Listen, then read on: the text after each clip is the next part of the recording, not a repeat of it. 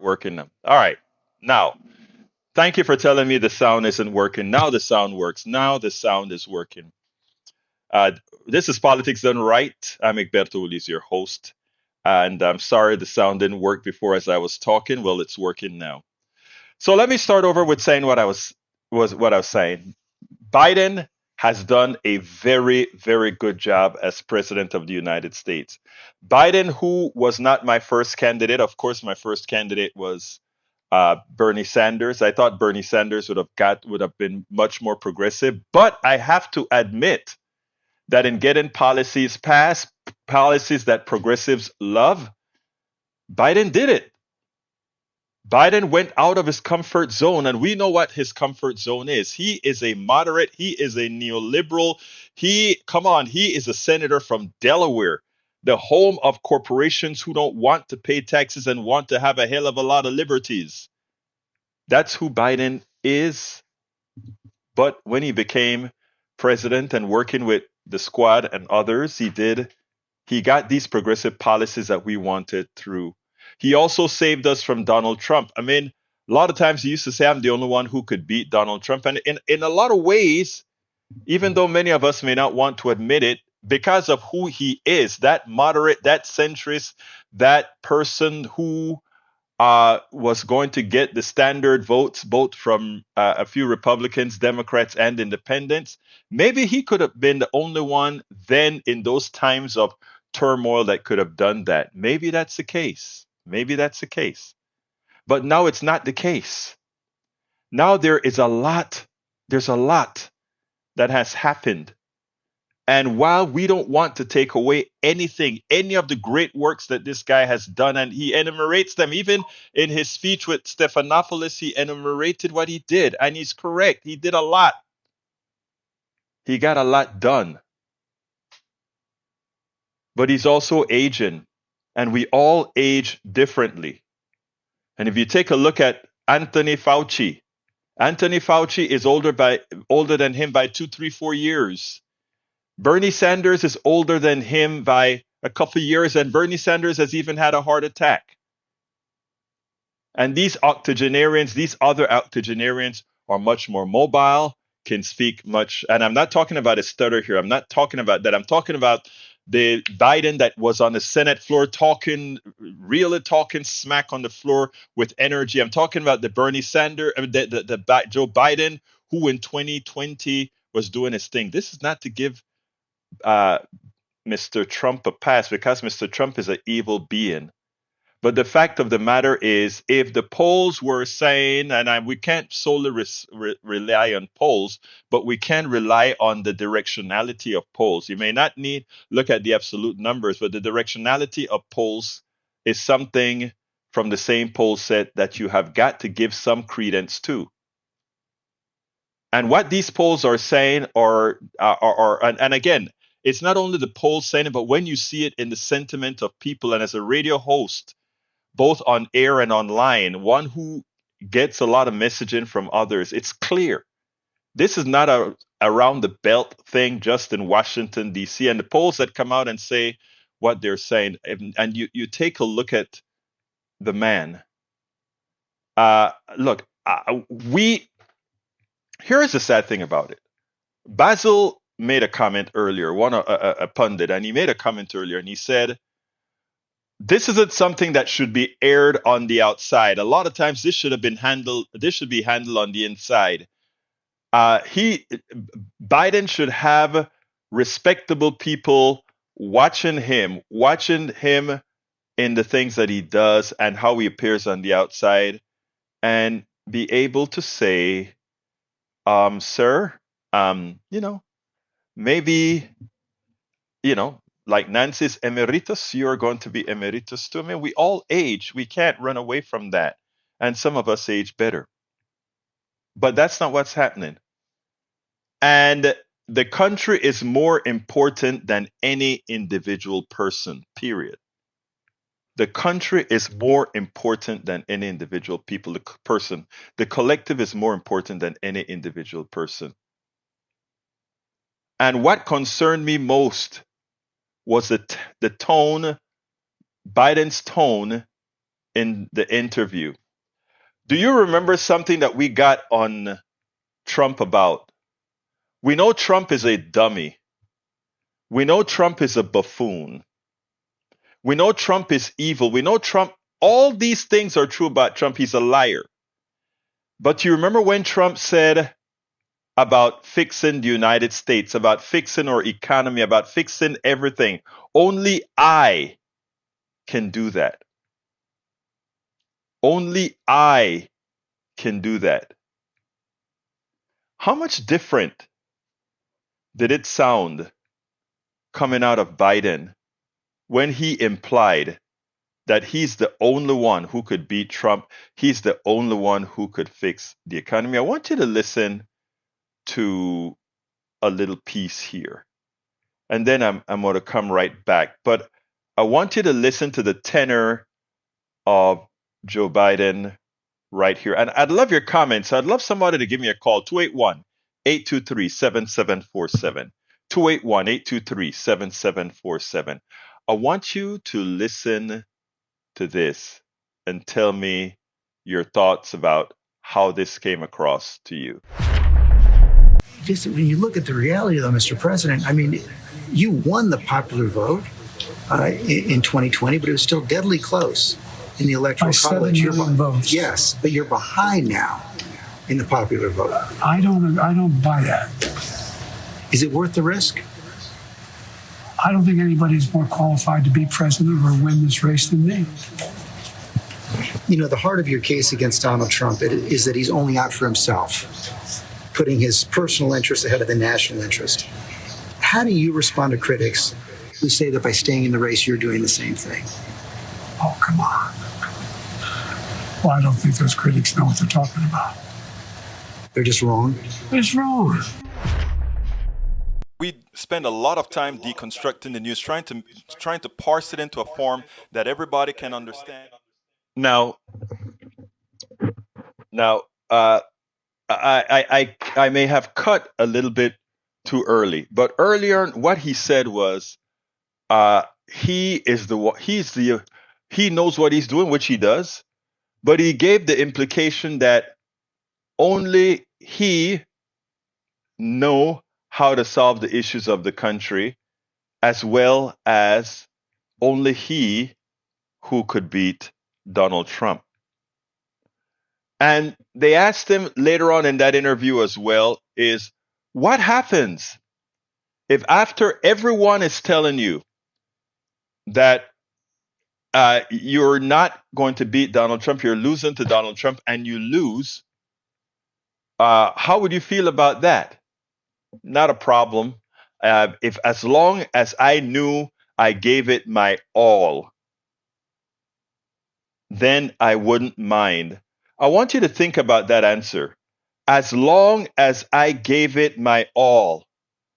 What about all of those who could have given it more all? What about those who had the stamina that they could have been much more effective against Trump? You see, when you have the privilege that, well, if Trump wins, at least I tried, but you can go home to your millions. You can go home and do as you please. What about those who an election of Trump is an existential problem?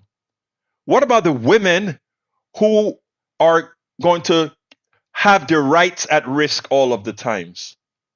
What about the people whose mothers, fathers, brothers, sisters are going to be deported if this guy comes, uses his executive power? We have a Supreme Court that has completely immunized him from just about anything he does under the cloak of being the president. What about those people? They don't have the privilege of saying, well, I gave it my best. I gave it my best, and if I lose, well, I gave it my best. They don't have that luxury. You do. And yes, you've done great. But my God, think about somebody who could stand up in front next to Trump and as he's lying, really front him one after the other, with plain words. We need somebody who can go up against a liar. He lied continuously in your debate, and all you did was kept your mouth open, you know? So it is good. Okay, them for life. You love polls. Show me the polls of other candidates who are beating Trump. Stop this nonsense now. What nonsense? The nonsense is that interview that you just saw. The nonsense is to believe you are the only one who can beat Trump. The nonsense is to not realize that Kamala Harris is 1 point in these polls away from Trump, better than any other candidate and better than the president. And it's not anything against the president. I love the president. I love what the president has done. He has done well. He has been more progressive than most progressives who held the office. But this is existential for a lot. We don't have time to sit down and say, only I can do it. I am the better one for the job. I am the one. I. Everybody tiptoes about, well, it has to be his decision to move along. I mean, you can, I mean, nobody can unsee. I can look at that interview and see somebody who is breathing hard. Well, as you're talking, he's older, he's more frail. He will not make a competent person. I mean, look, aside in his office with doing his work, his mind is fine in that regards most of the times. But for somebody who has to campaign and show folks that they're going to be there for them and fighting for them, let's be honest. The numbers are there. And no, I don't love polls. I don't even think the polls are particularly right. I think the trajectories are right. And the trajectory says that he's not improving with the millions of dollars that's being placed into these in the campaign. Millions of dollars are being placed. And the funny thing about it is going to consultants and all that kind of stuff. I don't see it in the neighborhoods where you would want to activate a base, right? No, this isn't right. And it took, I'll be honest. I wouldn't have done this program today, this extra program, if earlier I hadn't read Michael Moore's piece and I hadn't read Steve Schmidt's piece. Because these guys are hitting dangerous territory, it's because it is hard to come out and say, I'm sorry, Mr. President, but this is an issue. I mean, we cannot unsee. So if you want to call them for life, give me a call at 281-823-7747, and the floor is yours. The floor is yours. Tell me where I'm wrong or where I'm erring. Please give me a call. It is 281-823-7747. The floor is yours. Because I want somebody to convince me that somehow I have been, that I'm wrong here in being as upset as I am. Look, it's not getting any better. The debate was bad, okay? As I went along and started thinking about it, it was like, how the hell could you not have seen that was going to be the results of the debate? You've been talking to the guy all week, and then we come and we do this interview. And in this interview, you're going to say, and you know what's the other thing? Only God Almighty? I want you to listen to this piece here. Only God Almighty? If you can be convinced that you cannot defeat Donald Trump, will you stand down? It depends if the Lord Almighty comes out and tells me that, I might do that. Well, I mean, on a more practical level, Washington Post just reported in the last hour that Senator Mark Warner is assembling a group of senators together to try and convince you to stand down because they don't think you can win. Well, Mark is a good man, but we've never had that. He also tried to get the nomination too. Mark and I have a different perspective. We spend a lot of time deconstructing the news. Now, did you hear that answer? Only the God Almighty? Only the God Almighty. God has to come down and tell you, none of us really matter. I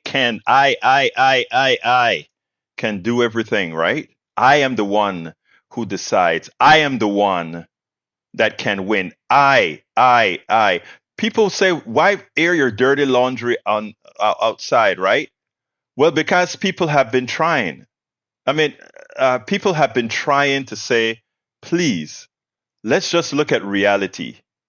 Let's look at reality. As we get older, we get frailer, and that's a fact. And the fact that he is showing much more frailty than, let's say, a Bernie Sanders or a Anthony Fauci, even though they're both octogenarian, and even Nancy Pelosi, who is also an octogenarian, and all of them are showing, more activism.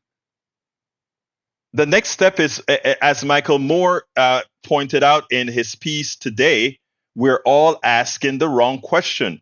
Take a look at Michael Moore's Substack today, and take a look at Steve Schmidt Substack. We're talking about two different ends of the spectrum, a very moderate guy and a very progressive guy.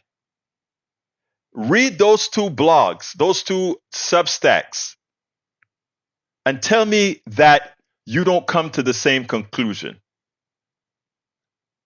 At some point, something has had to change. I've been speaking about the 2024 Democratic landslide for a long time. All when people think we were way behind, I was talking about the Democratic landslide. Let me tell you what makes the Democratic landslide. Americans love their freedom. Republicans came in with their Supreme Court, and they took away a woman's right to her body. They took away Americans' right to really have respect in their vote. Not respect, but the right to vote at all cost. They took it away. They took away your representative's ability to tell others with the Chevron case, I am going to make you keep the water clean. It's amazing. No, we never had a great America with Trump. Trump was a loser, and Trump destroyed America. Please. And again, that was in the chat, guys. The chat has somebody saying it was great under Trump. All right, you got to be smoking something to believe Trump, who caused the death of hundreds of thousands of people, somehow that is a great presidency. Who blew up the budget more than anybody else, that is a great presidency. I know you got to believe the hype to be able to say that. But Republicans have laid the path for a Democratic landslide, because women would now be gravitating towards voting for the Democratic ticket. People who are aggrieved by the vote will start running to vote for the Democratic ticket. People who want services, once they learn what's inside of Project 2025, they're going to come to the Democratic ticket. But if they have to choose between, first of all, let's make it clear here. But a Biden, a non-functional Biden, is still a better president than Donald Trump. But try telling that to Republicans who want a reason not to vote for a Democrat and not feel guilty. I repeat, think twice, because there are a lot of Republicans that hate Donald Trump. They need an excuse to be able to vote for that scum. They need an excuse. And that excuse can be, well, the other guy is kind of cuckoo. They need an excuse. And guess who's giving them that excuse? Biden. That's why I titled this, President Biden Saved Us from Trump as He Rebuilt the Economy. His interview proves he'll risk it all. His interview proves that something about power, something about the presidency too often eats up on people and have them think more about themselves than about others. He has the luxury to say, even if I lose, well, I gave it my all. What about all those who could have won? What about Kamala Harris, who you picked because you think she could do the job if you were incapacitated, right? Think about the goodwill.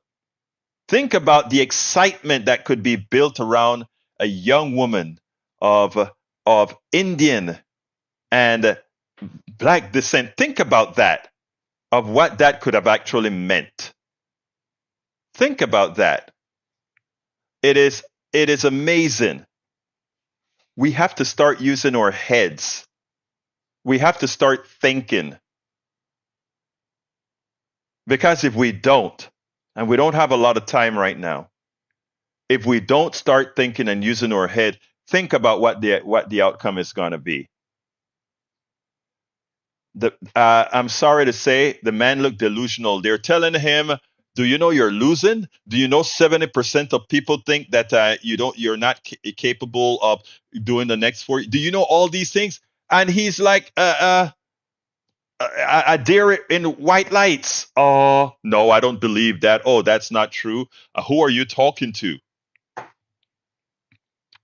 So if this interview is supposed to make people feel better, it makes people feel like, just like we think MAGA folks are living in an alternate state of reality. I hate to say it, but relative to the election, our president is living in another state of reality. And it's sad to say, but if he can't see that there are all these people right now questioning his ability to win, questioning his ability to serve going forward, I mean, I don't know what to say. Anybody have any thoughts on that? 281-823-7747. 281-823-7747. I would love to hear from anybody, whether you agree or not. Give me a call. Whether you agree or not, I don't care. I would love to hear your thoughts, because there are a few here that think I'm wrong in this sentiment. What about you? Do you think I'm wrong? Do you think I need to shut up? Is that what you think? I would love to hear your thoughts. 281-823-7747. I'm going to stay here a couple more minutes to see if any calls come in, and then I'll shut this baby down if nobody else shows. But I would love to hear somebody's voice, or whether you put it in a text in the chat on Twitter, Facebook, YouTube, wherever. I would love to hear your thoughts. But I can tell you one thing. I am very upset at the interview. And it hadn't made things better. It has actually made things worse. So I'm going to wait a couple more minutes. 281-823-7747. Give me a call. Again, 281-823-7747.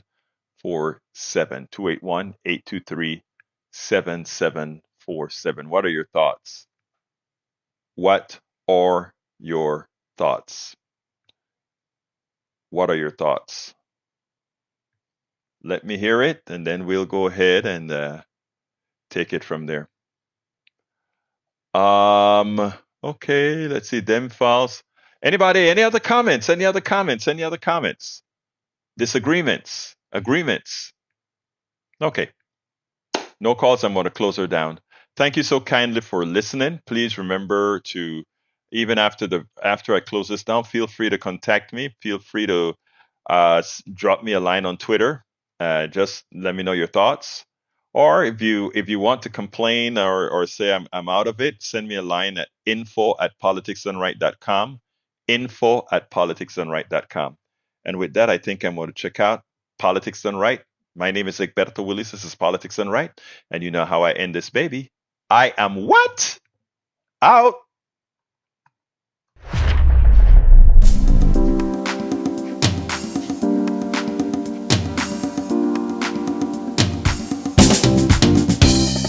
Welcome to Politics Done Right.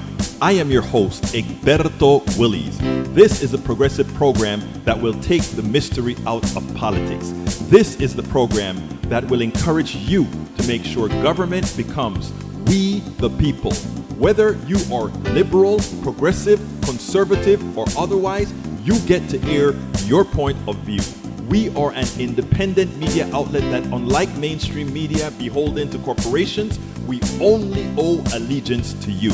Remember, you can also send me a tweet at EGBERTOWILLIES. That is at Egberto Willies. Let us engage. It is politics done right.